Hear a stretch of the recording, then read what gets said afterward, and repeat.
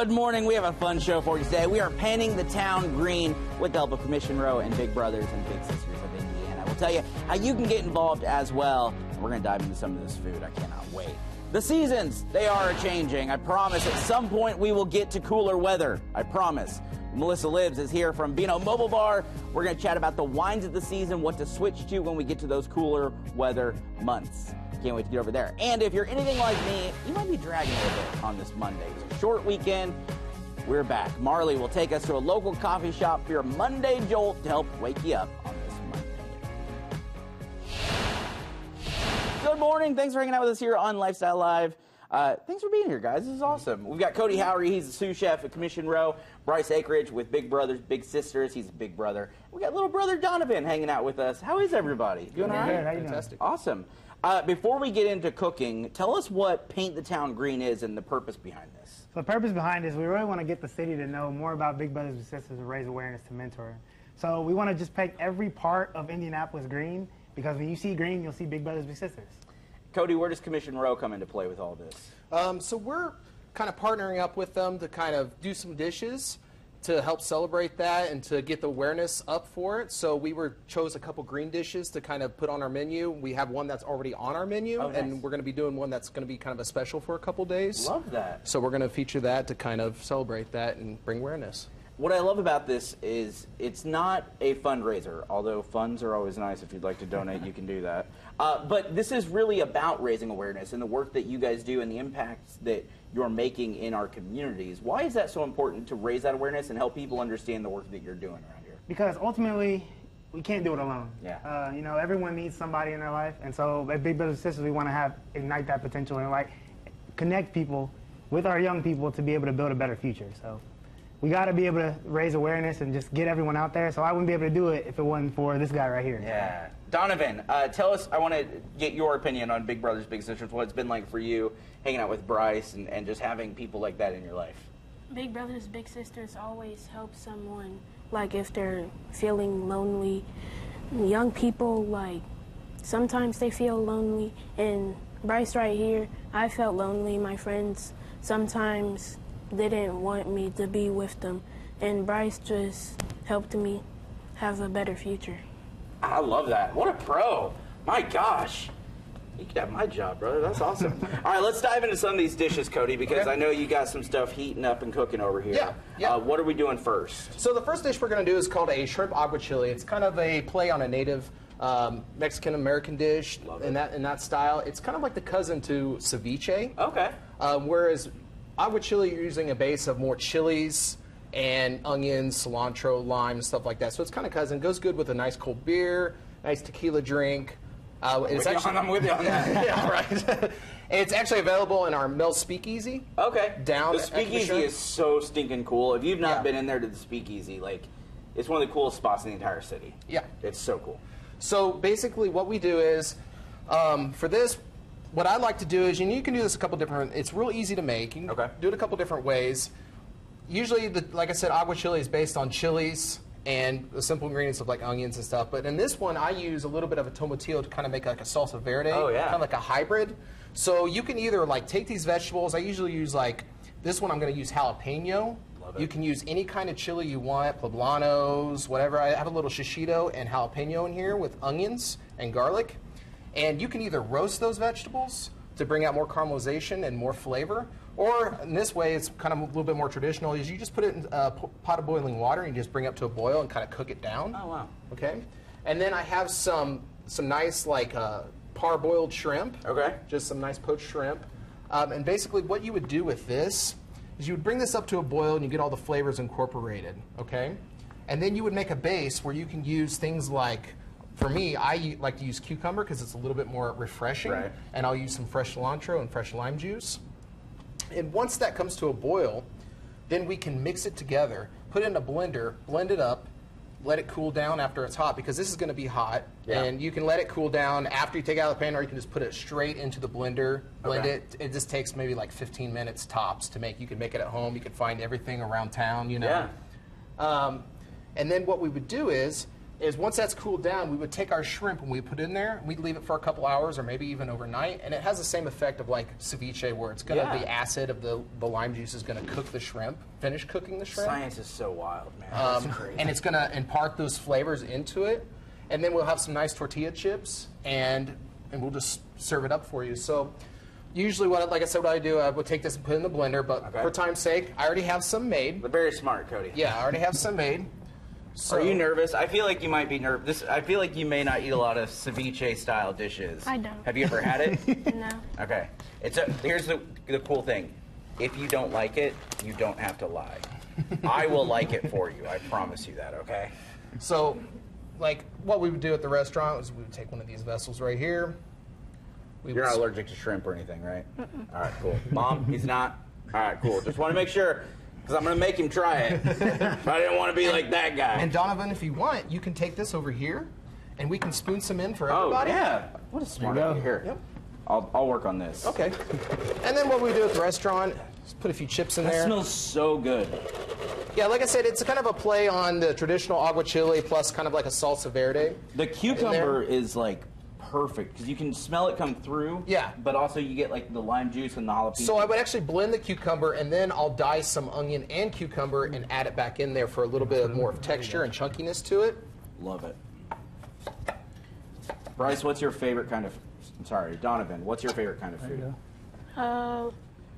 I'm really a fast food eater. Like, yeah, I get that. Sometimes I like pizza. Oh, I love pizza. What about your favorite? What's your favorite food? Grilled cheese, right? I'm with you on that, too.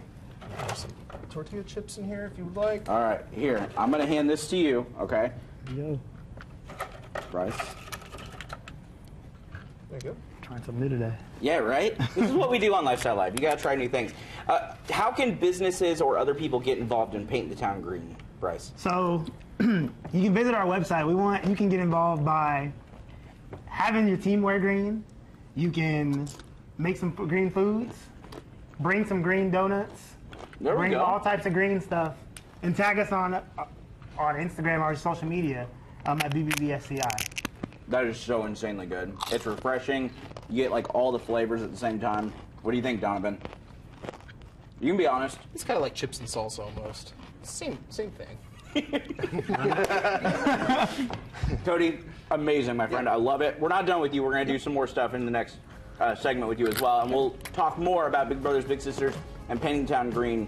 I need more chips. All right, coming up next. Our good friends from Window Depot are here. They're going to get us some insight on how to replace your windows. It's very confusing for people like me. They're going to help us. And then later, Marley's taking us to Calvin Fletcher's Coffee Company for a Monday Jolt. Don't go anywhere. We got more Life.Style.Live coming up.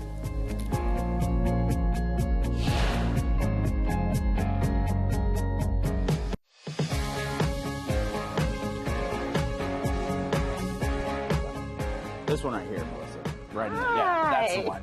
Hey, welcome back. Melissa Libs here, Vino Mobile Bar, hanging out with us. We were just chit-chatting here on this Monday, because I think sometimes Mondays can be very, like... I have the case of the Mondays. Yeah, I get it. For sure. But we all do that. Yeah. Like, yeah. I do it every Monday. I mean, me too. I just show up and go with it. Yeah. But we are talking about wine, obviously. Yeah. And this is the time of year where people sometimes start to switch up their wines and switch maybe to a different style, because the weather's changing. Exactly. So the way I think about it is, like, in the heat of the summer, the last thing I want is, like, a heavy red or really red, generally speaking. I just want light, crisp, cold. Yeah. But now in the evenings it's getting cooler, right? So you might actually need that blanket while you're watching TV and maybe not want a cold beverage. So it's a nice way to kind of transition easily into maybe some cooler weather wines that you wouldn't have otherwise during the heat of the summer. Now, when you get into fall, because you mentioned this, and I think a lot of people do think immediately going to reds. You don't have to go straight to reds. No. There are white wines. Yeah, and it kind of springboard kind of, into it, right? So like a Chardonnay is an amazing kind of in-between wine if it's a little bit heavier than your traditional whites. a Sauvignon Blanc, a Pinot Grigio, a Moscato. Those are all very light. Right. But even that being said, I still think a Pinot Grigio is kind of a good, like, moving into the heavier wines. And a Chardonnay is amazing because it's just got a little bit more body to it. It might kind of warm you up a little bit more than you thought. Yeah. Okay, so what did you bring here? Where So are we I starting? brought, so like I said, the 2 whites I kind of recommend would be maybe a little bit heavier of a Pinot Grigio if you know, but it's kind of, if you still need to cling on to that, that's a good one. Yeah. Chardonnay is great. It's great for some of those meals that you're going to be kind of having those comfort foods with, you know, like mac and cheese or maybe roasted vegetables, things like that, like the fall, autumn squashes, things like that. That's a great one to have with. And then we get into the reds. Now, everybody seems to think red equals heavy. Cabernet is like real heavy, you know, oaky, all that kind of stuff. But that's not really true. We've got a couple of them that are beautiful. Pinot Noir, nice light red, but it still kind of warms your soul a little bit, you know. Zinfandel, most people think a Zinfandel is going to be just super heavy. It's not. It's actually a little bit fruitier, as with Petit Syrah. Those have a lot more fruit, and they might have a little pepper to them, but they're not as heavy as what is kind of, I don't know, assumed by those. Do you think, and correct me if I'm wrong, I'm ignorant to this, but do you think they're designed this way, or is it just something that as a culture we've decided? Like, I think it's kind of an over-assumption, like, and I think that, you know, we're always conditioned to, you pair your reds with heavy, rich meals, so then therefore it means it's rich. Right. A lot of times that's not what it is, because the food should actually be kind of the stronger point than the wine. The wine should complement the food. Yeah. And again, these red wines work really well with some of, maybe you are going to start braising some red meats or some, like, I don't know, pork roasts or things like that, or chili. Football Sundays, you might want a nice Zinfandel to go with the spices of the chili. Really good. I didn't think about that. The smokiness, the Pinot Noir is another one. When you take Vinny out and you go to these events, Right. how do you determine what wines you're going to have in We the have a mobile? standard offering, because that way we can reach everyone. We start from sweet white and we go all the way to Cabernet. So that way, you know, if somebody wants a little bit lighter of a white, a crisper white, we've got that. If they want more of a red, we've got that. Right. But now as things are getting cooler, we're getting a lot more requests for red wine. Yeah. You know? You're going to get certain requests for the mulled wine in a little bit, too. The mulled wine is coming. It is absolutely coming. And like things like apple cider mimosas are a big thing right now. Things like even fall sangria with pears and apple. Yeah, you can do that. Great idea, too. Yeah. When it comes to your go-to, like the fall wine for you, like we're talking 65 degrees, the leaves are falling, maybe you got the fireplace going. What are you drinking? I'm drinking a Pinot or a Merlot. Yeah. Yeah, it's cozy. I love it. And those become more, to me at least, like more sipping. As we're in the summer, Yes. sometimes I can throw down a bottle of wine in the summer. I can throw a bottle down year round. I mean, let's be honest, but you know. Yeah, I feel you on that too. I was trying to play it cool. I was too, but you know, I'm just, you know, whatever. Yeah, where are you going to be next? We are currently at Homeorama. So we are there Thursday through Sunday the next 2 weeks. We are also going to be at Porch Fest this Sunday in Carmel. That'll be fun. Yeah, very much excited about that. We've got a couple of fundraisers we're participating in. There's one in Carmel as well, Secret Families. Again, next weekend, I believe. So we're busy right now. No Roachdale on your... No Roachdale this year. I should have had them call you. They're getting ready to do the roach races. Oh, really? September 27th. They actually have cockroaches race. Nope. That's where I'm from. Nope, Melissa's I'm done draw a couple the of line. events out there, so I like to joke around with her. Melissa, thank you as always. you. We appreciate you. Thank you. We'll have all the info on our website, Life.Style.Live.tv, so you can start switching up your wines as well. Marley, get us jolted, because we need a little help. I'm Marley Thomas, and today we're continuing our Monday Jolt series here in Indianapolis at Calvin Fletcher's Coffee Company. It's a cool spot here in downtown Indianapolis where you can enjoy some great drinks. I've got the owner here, Jeff. Thanks for having us today. Yeah, thanks for being here. Super excited because you guys are getting ready to celebrate your 16th anniversary? 16th anniversary, yeah. End of September, we'll have a celebration the first Saturday of October. How cool has that been to be open for 16 years, serving up great coffee? That's a great question. I never expected it. It's not what I ever planned on doing. So it's kind of looking back on it.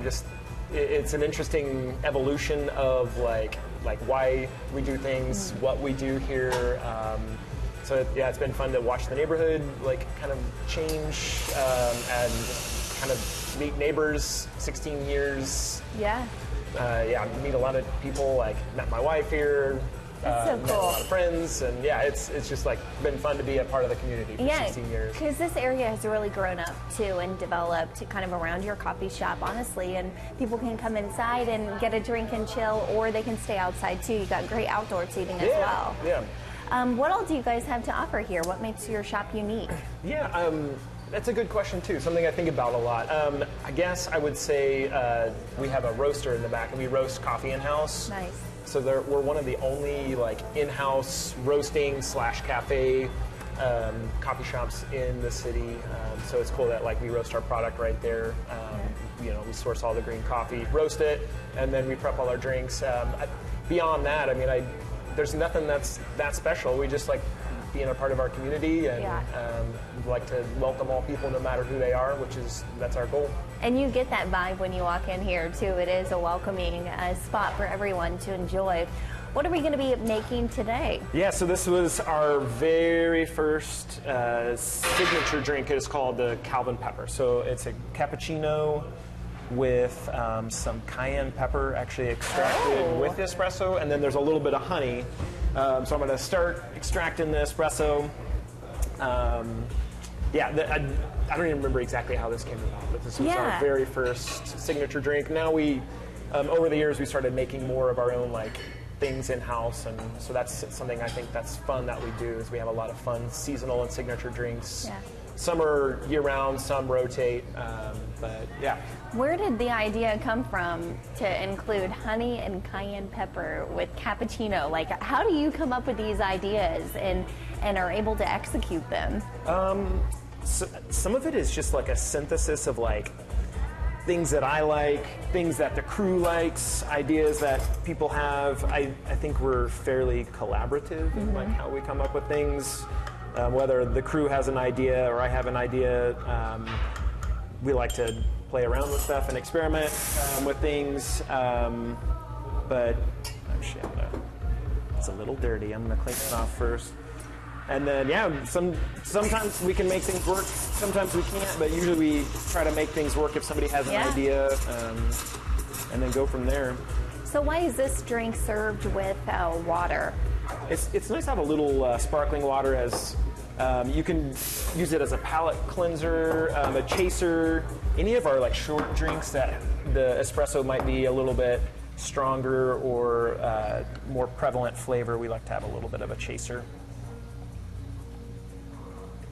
I always love watching people do that. That's amazing. Yeah, so just a double shot of espresso, a little bit of honey. It's Garfield Honey Co. as well. They're down in Garfield Park, so local honey. And local milk too, from Family Time Creamery in eastern Indiana. Ooh, kind of tastes like chili. Yeah. Like chili in a drink. Oh. Like chili the soup? Yeah, oh, that's funny. Like it's like kind of a fall drink, but this isn't really classified as one of your fall drinks. Yeah, we have it year round, yeah. People get variations of it where they, like, maybe they want it iced or they want a little bit more volume, so they'll get more milk. It does have a little bit of a spice to it. Yeah. Like, it's not spicy, like, where it's not enjoyable. Yeah. It's very good. We want a little bit of sweet and a, like, mild heat. I've never had a drink like that. Cool. That's very cool. Awesome. Yeah. I love it because this is just an example of all the unique drinks that you guys have here. So thank you so much for letting us come in today. Absolutely. This is awesome. Yeah, always welcome. Thanks for being here. My last question for you, if people have not been here before, what would you want them to know? That everyone's welcome. We want this to be a place where, like, the way we approach coffee, everyone's welcome. The way we approach our space, our bathrooms, like, you know, everything. Anybody can be here. If you're a paying customer, if you just need to use the bathroom, if you want like a pour over of like a really expensive coffee, or like, you know, maybe you don't have money to spend that day, we'll figure something out, and you're welcome to be here. And yeah, you're awesome. Always welcome. Well, thank you so much for letting us come in today. Awesome. This is very good. Cool. So thank you. Yeah, thanks, Marley. I'm Marley Thomas. I'll see you next time. All right, thank you, Marley. Window Depot of Indianapolis makes replacing windows and the replacement window shopping easy. Dottie Bailey is regional manager at Window Depot of Indianapolis. She joins us now to help us out with this. Thanks for being here, Dottie. We appreciate it. Appreciate it. Thank you. Okay, I think it's probably like the most basic question, but to start, how do I know when I need to replace my windows?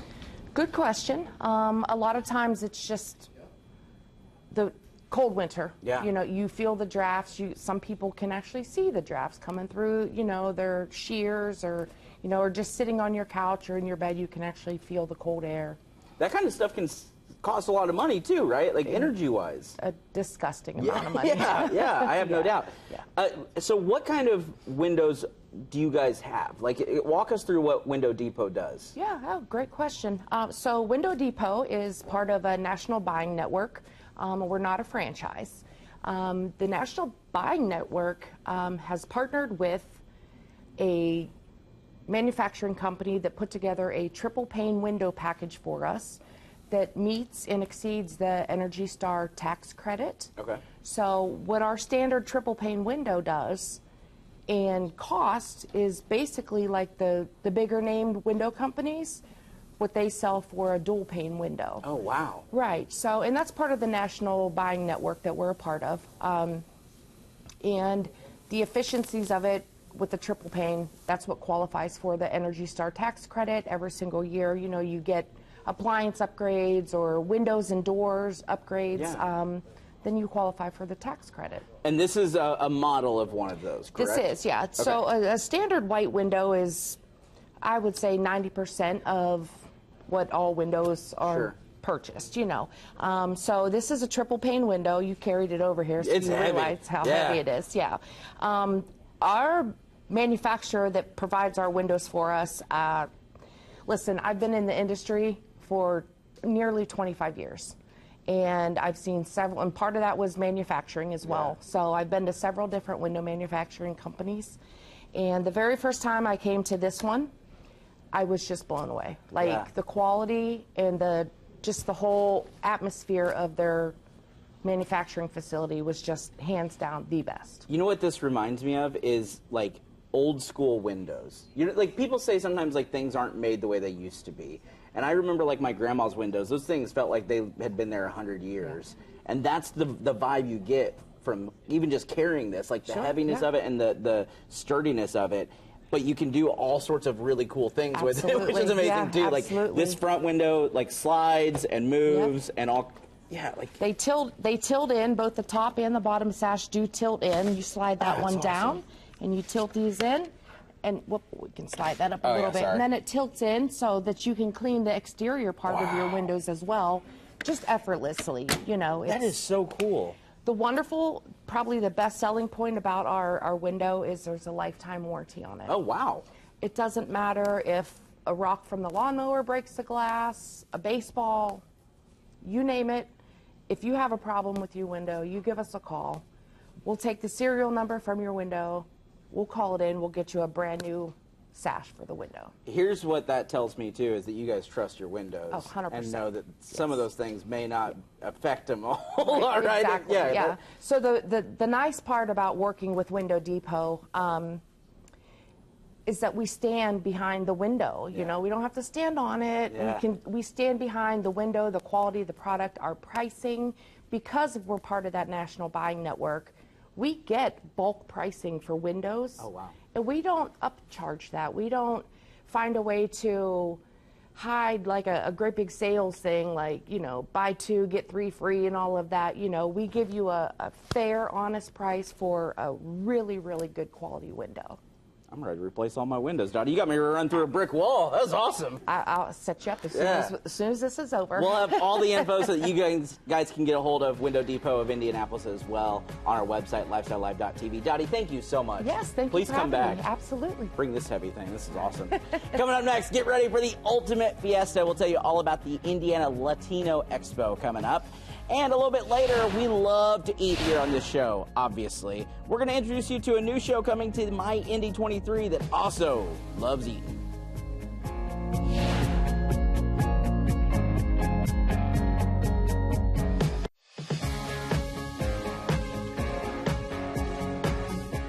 The Indiana Latino Expo is the ultimate fiesta to honor Hispanic Heritage Month, jam-packed with goodies for the Latino community and really for anybody who wants to party and hang out. Charles Garcia is here to tell us all about it. Thanks for being here, man. This is awesome. Oh, it's been my pleasure. Thank you for having me. All right, so let's talk about the Expo and what it is for people who have maybe never been or heard of it. Yeah, the Indiana Latino Expo, honestly, we've been around for over a decade. That's amazing. We started in 2012, and really it was to create a platform where people could find resources just to live a healthier lifestyle, a better lifestyle, you know, connecting employers to potential employees, resources for insurance, health. You know, at the Expo we do health screenings, education, so all your major colleges are there to give information and just really create an opportunity for people just to live a better life here in Indiana. How important is that? Because I think sometimes people think about it and they go, well, I wouldn't even think that those things are important, like just the connection aspect of it. But having someone in your corner going, hey, I can help you navigate this, because it can be confusing for anybody, let alone someone who maybe English is a second language or whatever. Yeah, no, definitely. It's honestly, it just comes down to sometimes you just don't know what you don't know. Yeah. And you know, the Expo would bring over 3,000 people in one day under one roof with all these resources, you know, to be able to, again, just help you navigate life in Indiana. Yeah. What are some of the things that are going to be happening at the Expo? Walk us through what that day looks like. So this year, we've taken a different approach. What we're going to do is we've gained a great partner with Wish, of course, and we're going to go, you know, use an innovation to try and reach a broader audience, create a bigger footprint. We're going virtual. Oh, and so what we're going to do is have the same resources, resources from our sponsors, great sponsors. We have to thank them always, and be able to reach, you know, over 1.9 million people versus just 3,000 in one day. Yeah. So that's what we're doing this year. We're going to be running all through Hispanic Latino Heritage Month, and really just, again, just pushing these resources out to our communities. Do people need to register, or how does that process work? No, honestly, just tune into Wish TV. Yeah. You know, when it comes to registering, you know, those will be for different programs. You know, i.e. Access Program, which is our leadership development program, which has come a long way. You can register for that on our website at www.indianalatinoexpo.org. How important is it to have community partners, whether it's Wish TV or whoever else, stepping up and saying, hey, we want to help you guys get this message out as well and help you navigate this at the same time? You know, honestly, it's imperative. Again, it helps us get out to it increases our footprint, right? It gets our message out louder, stronger, maybe reaches maybe a different demographic to help them support our community as well. Sometimes I think whatever the culture may be, we can be very prideful. We don't always like to ask for help and maybe reach out and get help when we need it. Yeah. But the work you guys are doing helps in that as well, and saying, like, we'll meet you guys. It's okay. You don't have to ask us necessarily. No, it's true.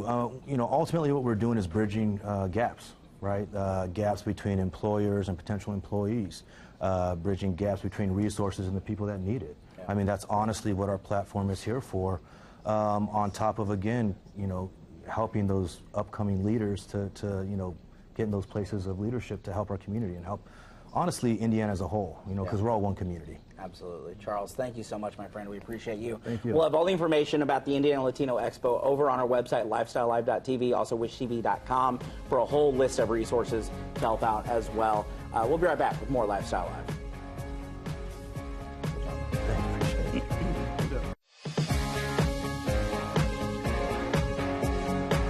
Let's get ready to take the most delicious journey with everyone's favorite home cook, Stephanie Hansen. Great flavor, big fun, and enduring friendships mark the award-winning Taste Buds with Stephanie, a snackable streaming show that is expanding into more than 80 markets, yes, including right here in Indianapolis, beginning this month. With a look at the crave-worthy show is the host of Taste Buds with Stephanie, Stephanie Hansen. Welcome. Hi, how you guys doing? Awesome. We are doing great. Better now that you're here and that you are coming to our airwaves very soon.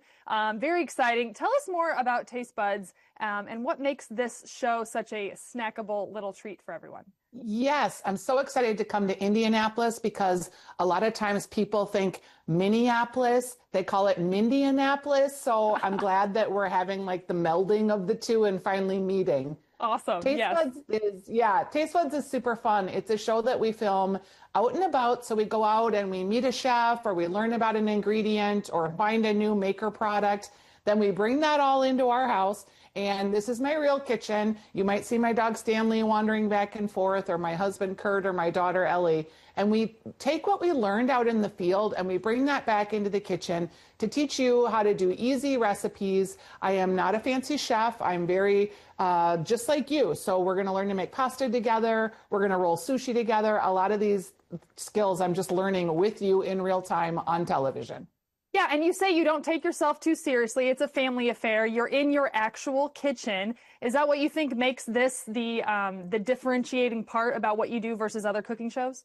Yeah, I do, but I also think people can really see themselves in it because I have terrible knife skills. I'm not super fancy, but I get really jazzed about the ingredients that we're working with or the ways that it comes together. And really the food that we make is very delicious. So you can make something for your family or your friends or the game day potluck, and it's going to be tasty, ooey gooey, and just really great. The Midwest has so many food makers. You know, we have a lot of cattle here. We grow wheat. We're big into cheese, dairy, breweries. All of those stories really come alive by the time we get back into my kitchen. I love that. You've also written a couple of cookbooks. Yes. So just talk to me about your journey with cooking and food and kind of finding your style. Yeah, I've been talking about food for 18 years in the Twin Cities on radio. I also have a podcast called Dishing with Stephanie's Dish, where I talk to cookbook authors. And along the way, I wrote 2 cookbooks. The True North Cabin cookbook is the second version. It's a cozy comfort food cookbook. So if you like cozy comfort food, I got you here. Oh, yeah. And I kept writing recipes and putting them on stephaniesdish.com. And then I started doing YouTube videos. And it really grew over time until we got this package that feels so uniquely me. Like it is just being in the kitchen with a friend. I'm kind of funny sometimes. The dog's always doing weird things. Sometimes we drop stuff. Sometimes we break things. But I think that people will really enjoy the show and feel like they can leave with actionable things they can do in their kitchen. I love that. Now, how do you approach your recipes? You know, you're out there creating original recipes. I've always been curious about that as someone who primarily cooks just for her family. Sometimes it's daunting to try to maybe create something that you don't have a recipe for. So how do you approach that? For sure. I mean, how many buffalo chicken dip recipes are there out there, right? So you try to make it your own, either through ingredients or through technique. So to actually make a recipe, they're not trademarkable. So there's a lot of recipes that are the same. What I really try to do is think about, am I explaining this in a way that you can do it at home? Am I making the ingredients so that you probably readily have them? I don't want you to have to run out of to the store all the time. So that's really my approach, is to make it just customizable to you, let you know if there's substitutions available, but also make it easy so that you can follow along. And then pictures help too, right? Mm-hmm. Oh, of course. I'm a big visual learner. Yes. Well, like you mentioned, you have a podcast, you have a food blog, you do all the things. Is there a favorite facet of what you do? Something maybe you enjoy more than another, or is it all kind of your bread and butter, what you really love sinking your hands into?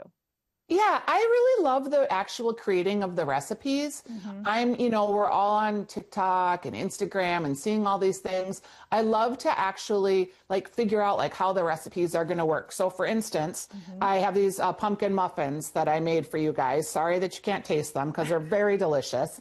But I used a mini muffin pan because I think they're cute and customizable for kids to put in their lunch boxes. So I had to figure out, okay, is the cooking time different? Are we going to use different ingredients? I don't like to use a lot of processed things. So we have pumpkin in here, we have applesauce, and a little bit of oil. I was really able to cut down the amount of oil by using those other ingredients. And I just like to make things taste delicious, but also that are cute and fun.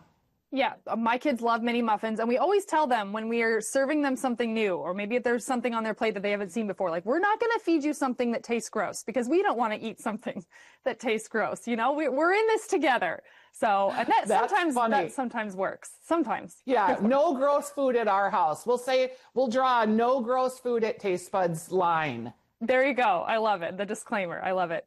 All right. Well, Taste Buds will air Sundays at 5 p.m. on MyIndy TV starting September 21st. Here in Indianapolis, you can learn all about Stephanie and her enterprise by visiting her website, our website. We'll have everything linked. Stephanie, thank you so much for sharing your insight with us today, and congratulations on the expansion. Oh, thank you. We couldn't be more thrilled. And welcome, Indianapolis. And hi, Mark. My sister started dating someone that lives in Indianapolis, so I'm excited to have you guys along. Hey, Mark. Yeah, we'll say hey to him, too. All right. Thanks, Stephanie, so much. We appreciate you. Darcy Kurtz is Executive Director of Friends of Indianapolis Dogs Outside. We also have Amanda Dahoney-Hinkle. She is the Director of Indiana Animal Care Services. Thanks for being here, guys. We appreciate it. Thank you. We're talking pet overpopulation and maybe trying to reel that in a little bit. How did you guys link up? Tell me how you guys are working together on this. So Amanda runs the largest shelter in the state, and I'm part of a coalition that has got some grant funding that we want to help our community with access to low-cost spay neuter. So we teamed up to come on here and talk about it. So what does this process look like then? How do we go about helping kind of navigate some of what is going on in the city? Yeah, so one of our biggest things, or the reason for the pet overpopulation, is the high number of unspayed or unaltered animals in Marion County. Backyard breeding plays into it. Being a responsible pet owner plays into a lot of that. And a lot of what we're seeing now is our economic and housing issues, the rising cost of vet care, and that's where Darcy and her group step in to kind of offset some of that with the grant that they have. So trying to get them educated on the grant funds that we have and the resources that Darcy's group can offer. Go ahead, Darcy. Yeah, so we're part of Operation Indianimals, which is a coalition that does include Indianapolis Animal Care Services, several spay neuter clinics, other major animal welfare groups in our city working together. And the Nina Mason Pulliam Charitable Trust gave us a grant for $50,000 to get a large number of dogs and cats spayed or neutered. And so that's why we're here really trying to promote this program. It is targeted towards people in greatest financial need, so we will income qualify people, but we want to provide, easily accessible, free spay neuter to people who most need it. And then the surgeries do include vaccinations and microchip. That's all part of the grant funding. So how do people at home watching this, if they go, hey, that's me, I need help, Yes. I want to do this, how do they go about that? Yes, so they just need to go out to the website operationindianimals.org. Okay. There's a pop-up. It goes through all the instructions for how to income qualify, how to get registered, and next steps. And we do also provide transportation to and from the clinic. We'll link that to our website as well to make it easy on you guys. Amanda, I'm curious from your perspective, obviously, as Darcy mentioned, running the largest animal shelter in the state, how important it is to have organizations and community members willing to step up and go, hey, we want to help navigate some of this as well in that way. Oh, it's extremely important, and it's so beneficial to us because we're limited funds. We're municipal shelter. We're limited staff. There's only so many of us to have. So to have outside groups that will step up and say, hey, we want to help, it takes that little bit of a burden off of us, and it helps us keep them from ever coming into our shelter in the first place. And that's the main goal, is to stop them from ever having to come to the shelter in the first place. I love, too, the fact that that includes the vaccinations and microchipping as well, because those are other financial barriers sometimes that people go, hey, I literally cannot afford to do this. And it's not that maybe they don't want to, it's just that they literally cannot do it at that time. Exactly, and the vaccinations obviously help with serious communicable diseases like parvovirus, which also brings dogs into the shelter. Having a microchip also helps identify these animals, keeps them out of the shelter, or gets them back out to their owners. Yeah. I love the work you guys are doing, and we'll link everything on our website, Life.Style.Live.tv, so that you guys can reach out and get some of this taken care of as well. Thank you both so much. Thank you. Really appreciate it. All right, coming up next, we are back in the kitchen with Big Brothers Big Sisters and Commission Row. We got some fried green tomatoes. They're already frying up. I cannot wait. And then we also invite you to chime in on our question of the day, because we want to know, it's brought to you by Kitchen Saver Custom Cabinet Renewal. Would you rather live in a world without music or a world without movies? This is a terrible question. I don't want to pick. Right.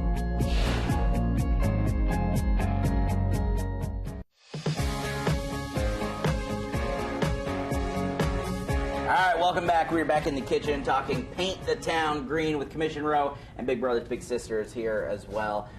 We're doing some fried green tomatoes, which, Cody, I don't know if you know this, is like my favorite childhood food. Like it brings back nostalgia. I feel like my grandma Hudson is here. This is amazing. Yeah, this same for me. My family was always doing gardens and stuff, so I always had my grandma's tomatoes as well too. So I always kind of incorporate things like that into my food, Yeah, I love that. Okay, so before we start to plate this, again, let's talk about Paint the Town Green. We're going to start seeing some of these businesses, hopefully, businesses out there, listen, painting things green and putting some green in their color in their businesses to help promote and raise awareness for what you guys do. Yep. We got a lot of different businesses. So if you're downtown, look at the AES building. There'll be some windows that'll be green from Tuesday to Thursday. If you're driving by Newfields on 38th, the Newfield sign will be green as well. So just take a look out. If you see some green, just make sure you tag us on social media. How amazing is it for you to see businesses step up and do that? Because obviously you work with Donovan, you hang out with Donovan quite often and know the impact that you guys have on each other, I'm sure. And then you multiply that by the hundreds of other people as well, and having those businesses say, hey, you're doing great work has to feel amazing. It's great. I mean, we do a lot of work. I work for Big Brothers and Sisters too, so just seeing it all full circle is amazing, and we just want to be able to spread it and just make sure the whole town is green. We do blue and yellow with the Pacers. Why not do green, you know? I love it. I love it. All right, we're gonna start plating something. Are you gonna help plate things? All right, Cody, walk us through what we're doing here. All right, so what we're doing for this is I got some nice, robust green tomatoes. Okay. What I did was I cut them, about a ½ inch thick. And then I have a 3-stage breading process, which what I use is just all-purpose flour, egg wash, and a panko breadcrumb. Love it. I season all of it with salt and pepper. I get a nice pan or a deep fryer, whatever you have available, about 350, 375 around there. And then you're just going to go through with the flour, the egg wash, and then end with the breadcrumbs. Okay. Once you got that and it's pretty well pressed in, you're going to put them into the fryer. Okay. So green tomatoes, if anybody's from the Midwest, the South, we know about fried green tomatoes, the movie. Yeah. Also, you know. So we weren't allowed to eat fried green tomatoes, though, because you had to wait until you got your first ripe tomatoes before you were allowed to eat any of the green ones. And I used to hate it because you'd see the green tomatoes on the plant, and I would think we were going to get it. My grandma would go, no, we don't have any red ones yet. And I'd be so mad. Well, it's one of those things like you don't really understand, like you can use things in different stages of its lifespan. So this is one of those examples. You know, with a green tomato, you get a nice tartness, a nice firmness. The sweetness is not quite there as when it's ripe, but they're perfect for an application like this. Yeah. So what we're going to do is, I'm telling you right now. once we got them fried, what I'm going to do is right here I have a whole grain mustard aioli. Okay. So that pairs well. It has a little bit of acidity in it, has some fresh herbs in it. That pairs well with something that's fried because it kind of cuts through that. Yeah. Gives it a little bit more flavor. So like for me, I would just kind of put something a little bit on the plate just to start, right? And then I would just shingle them in like this. And then something we would do at the restaurant, we would just go over the top with it. And then for this, I have a little bit. Grandma Hudson used to do it. She just throw them right on the plate, right out of the pan. They're just going on there.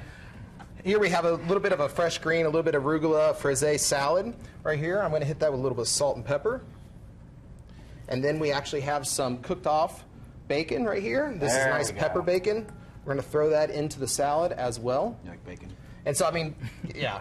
Bacon and tomatoes, I mean... Hard to go wrong, Yeah, right? you can't go wrong with that, right? And this is going to be added to the menu. This will be a special for the next 2 days for the availability that we have of the green tomatoes. It's going to be, obviously, tomato season's kind of coming to an end. So, and then what we're going to do is we're going to take a little bit of this salad, and we're just going to put it right up on top here, make it look nice and fancy. And it has that nice green color. It's gorgeous. You know, to celebrate big brothers and big sisters. And then... we got the bacon at the bottom here, and then we'll just kind of put some of that bacon right on top there. Dude, that looks And then we'll have it like right here, and then there you go. And then that will be the final plate. And for you, what I'm going to do is I'm going to cut this into 4 pieces, okay? And if you want to take this sauce right here, you can do whatever design you want on the plate. Hey, there we go. Put a little piece of tomato on there. Start. Go ahead. Go for it. Don't be shy. Just go. Let's do the sauce first. Yep, there you go. There you go. You just put it on there, however. That's fine. And then go to the next one and do this one over here. Oh yeah, nice little X there. I love it. You can draw a smiley face on there, whatever you like. Love it. Here, can I do this one? I want to do the smiley. And then we'll go in behind it. Come over here. We'll go in behind it. Grab a piece of tomato and set it right on top. Do one for each plate.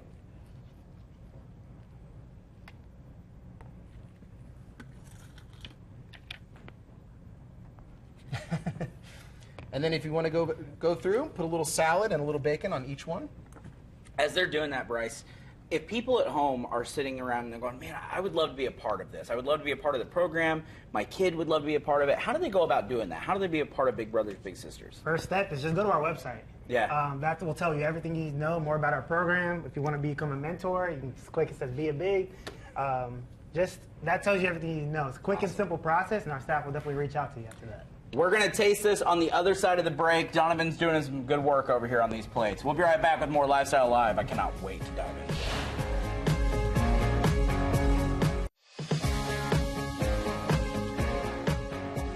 All right, here we go. You ready? Just dive right into it. You just got to go.